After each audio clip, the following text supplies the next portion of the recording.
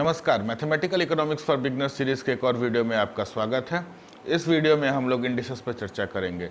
Indices एक बहुत ही आसान लेकिन बहुत ही महत्वपूर्ण टॉपिक है और इसकी पूरी इकोनॉमिक्स में काफ़ी ज़रूरत पड़ती है। तो आइए देखते हैं होता क्या है। हम लोगों ने कई बार देखा है एक्सप्रेशन a की पावर x। इसका मतलब क्या होता है? a into A into A into A into A x times. उदाहरण के लिए अगर हम a स्क्वायर लिखते हैं, इसका मतलब होता है a इंटू ए। उसी तरह से हम a क्यूब लिखते हैं, इसको हम लिखते हैं a into A into A. a की पावर 4 लिखते हैं, a into A into A into A into A, 4 times multiplication होता है।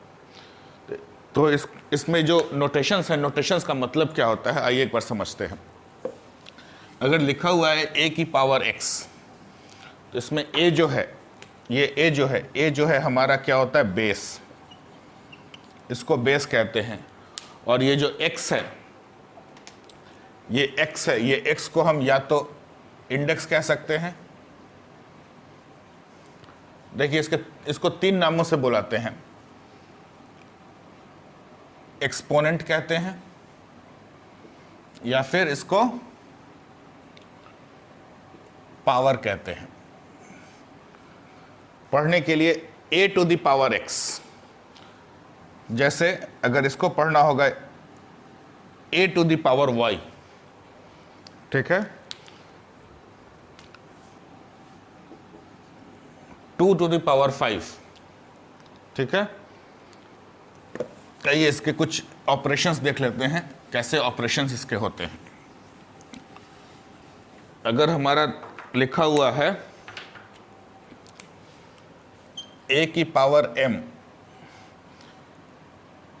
इंटू a की पावर n, तो इसकी वैल्यू कितनी होगी? कुछ नहीं है। a को m बार मल्टीप्लाई कर दीजिए और उस जो रिजल्ट है उसमें a को n बार मल्टीप्लाई कर दीजिए, हमारा आंसर आ जाएगा। लेकिन अगर इस लिखा हुआ है a की पावर 1000 या a की जगह कोई नंबर लिखा हुआ है, सपोज कीजिए लिखा हुआ है 6 इंटू 1000 इंटू 6 इंटू 1200, तो गुणा करते रहिए 6 को 1000 बार और 6 को, और फिर जो रिजल्ट है उसमें 6 को 1200 बार गुणा करके उत्तर लिख दीजिए, आंसर आ जाएगा। लेकिन क्या ये संभव है? ये संभव नहीं है। इसलिए क्या करते हैं, इसके लिए एक फॉर्मूला होता है a की पावर m प्लस n। तो इसका आंसर देखिए, यहाँ पे एक चीज़ ध्यान रखिएगा कि यहाँ पर जो हमारा बेस है, बेस दोनों जगह बराबर है। जो डिफरेंस जो आ रहा है वो डिफरेंस हमारे पावर में या इंडेक्स में आ रहा है या एक्सपोनेंट में आ रहा है।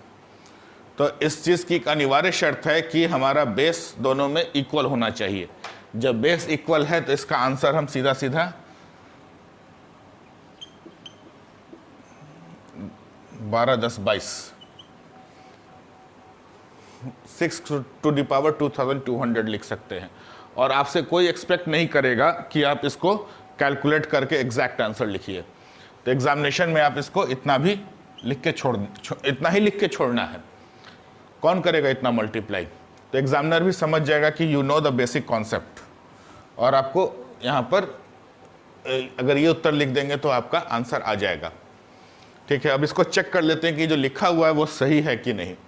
चलिए हम a को एक वैल्यू देते हैं। मान लीजिए a को वैल्यू दे दिया 2, m को वैल्यू दे दिया 3 और n को वैल्यू दे दिया हमने, n को भी 2 दे दिया। ठीक है, आइए चेक करते हैं। 2 की पावर 3 कितना हो जाएगा? 2 इंटू 2 इंटू 2 इंटू 2 की पावर 2 कितना हो जाएगा? 2 इंटू 2। इसको, इस पूरे को 2 की पावर 5 लिख सकते हैं। और ये 5 कहाँ से आया? 3 प्लस 2। क्लियर है? आइए अब एक दूसरा रूल पढ़ते हैं।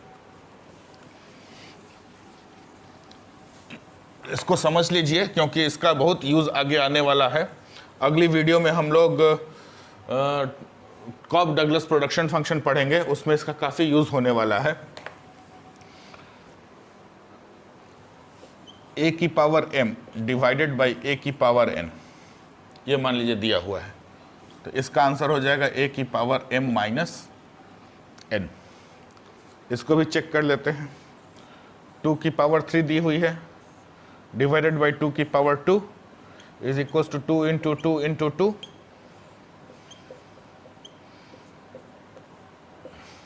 कितना बचा? 2 की पावर 1 ही बची ना, इज इक्वल्स टू 2 की पावर 1, 3 माइनस 2 1। ठीक है, तीसरा रिजल्ट है इसका, तीसरा रिजल्ट है यदि a की पावर m है और इस पूरे की पावर n है तो इसका ये होगा, यानी a की पावर m इंटू n। इसको आप लोग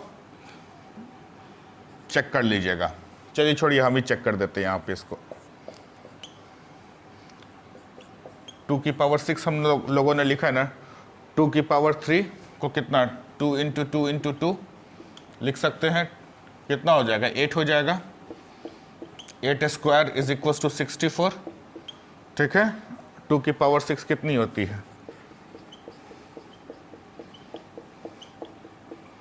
3 3 6, 2 दूना 4 दूना 8 दूना 16 दूना 32 दूना 64, 2 2 जा 4 2 जा 8 2 जा 16 2 जा 32 2 जा 64।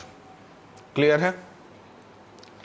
अब एक बहुत इंपॉर्टेंट रिजल्ट है और इस रिजल्ट के आधार पे हम लोग आगे बड़े बड़े कॉन्सेप्ट सीखेंगे। देखने में तो छोटा सा है और आप लोगों को मालूम भी होगा, लेकिन फिर एक बार दोहरा देते हैं।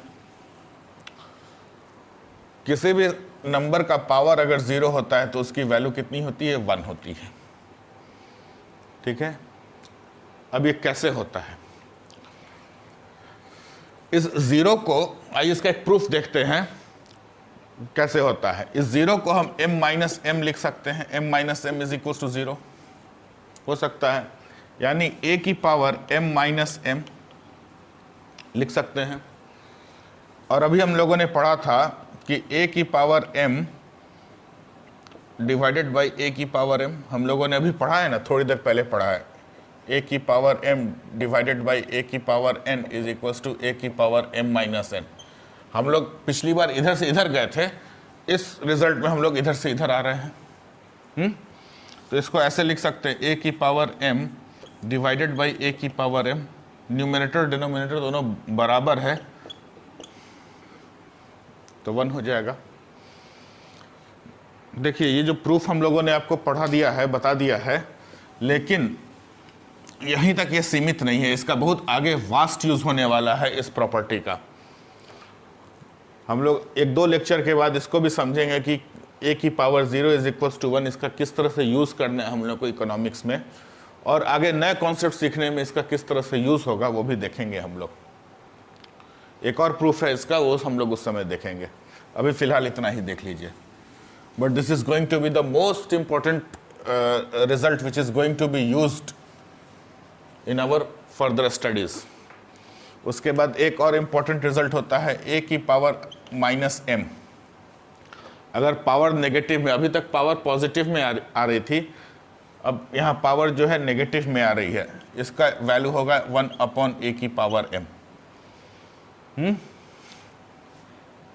जैसे एग्जाम्पल के लिए 2 की पावर माइनस 3 दी गई है इज इक्वल्स टू 1 अपॉन 2 की पावर 3। अब इसका प्रूफ भी देख लीजिए। माइनस m को हम लोग 0 माइनस m लिख सकते हैं। फिर वही काम करना है, इज इक्वल्स टू a की power 0 minus m is equals to a की पावर 0 डिवाइडेड बाई a की power m is equals to a की पावर 0 डिवाइडेड बाई a की पावर m। अभी हम लोगों ने देखा है a की power 0 is equals to 1 upon a की पावर m।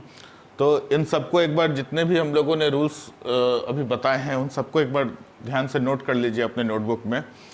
और उन्हीं सारे रूल्स का हम लोग को यूज़ होने वाला है अगले चैप्टर में, अगले वीडियो में, जो कि होगा कॉप डगलस प्रोडक्शन फंक्शन, जो कि काफ़ी इंपॉर्टेंट है, काफ़ी आसान है। तो मिलते हैं अगले वीडियो में हम लोग कॉप डगलस प्रोडक्शन फंक्शन के साथ। तब तक के लिए गुड बाय, जय हिंद।